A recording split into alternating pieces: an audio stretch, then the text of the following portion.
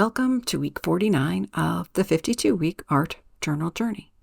I'm Melinda, and I'm here to encourage you to reclaim your creativity and establish a healthy habit of creative self-care through my simple form of art journaling. I've been wanting to try out these watercolor Christmas ornaments for a while, but when I first saw them, it was too early for Christmas ornaments. I have seen numerous different takes on this in the time since I first saw them, and as Thanksgiving has passed and we have entered the final month of 2024, it's time. If Christmas ornaments aren't your thing, I've also used the technique to make hearts for Valentines at the library where I work. Instead of something round, as I use in this week's video, shorten a toilet paper tube and bend it into the shape of a heart. I also did a practice run of bubbles that I never put into a video. They had come out rather dark, and I had other ideas that grabbed my attention, so didn't get back to filming a second round.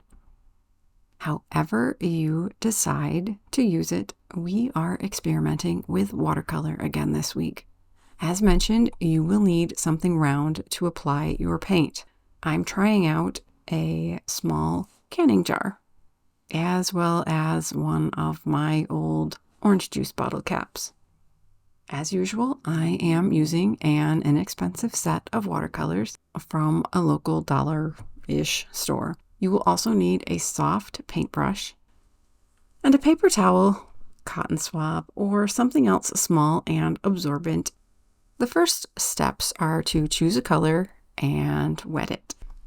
If you're making bubbles, you will need a bunch of colors. Instead of applying the paint to your paper, paint along the edge of your round object. Then stamp the color onto your paper. Use your wet brush to pull the paint into the heart of your ornament or bubble. You don't want the color too even, and you don't want to make your ornament or bubble too dark and opaque by adding too much more color. As I mentioned, you can add highlights to mimic reflected light by lifting away some paint with a small piece of paper towel or a cotton swab. You will not be surprised when I say, have fun with it. Experiment, see what you can do with it. In my first round of adding my little tops to my ornaments and something with which to hang them, it turned out my Micron pen was basically dead. I have no idea where my silver Sharpies have vanished to, but I did find a silver paint pen, and that worked great. You will want a pen of some sort, or not. You could also use watercolor, but I do suggest that if they're ornaments, they not just be in space, because, well, then they don't look like ornaments. Your bubbles, however, well, floating in space is just what they should be doing. But again, this is your art journal, your small art project for the week. Your art journal is the perfect place to experiment and express yourself without fear of what others will think. You don't have to worry about anyone's judgment but your own. And I am telling you to be gentle with yourself. It's not so much about the small art we end up with, but the process. As you can see in this video, my ornaments and bubbles ended up a little wonky, and that's okay. It's a very fun process and relaxing if you just let go and enjoy it. That's what the 52-week art journal journey is about. Taking time to make art as a means of practicing creative self-care. We are wired for creativity, made in the image of the Creator.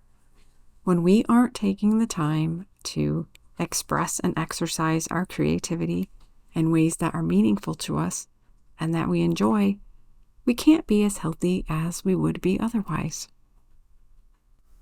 I am so glad you are here and giving me the opportunity to encourage you to reclaim your creativity and practice creative self-care with me. Making art is not a waste of time. It's hard to believe that we only have 3 more prompts of the 52-week art journal journey.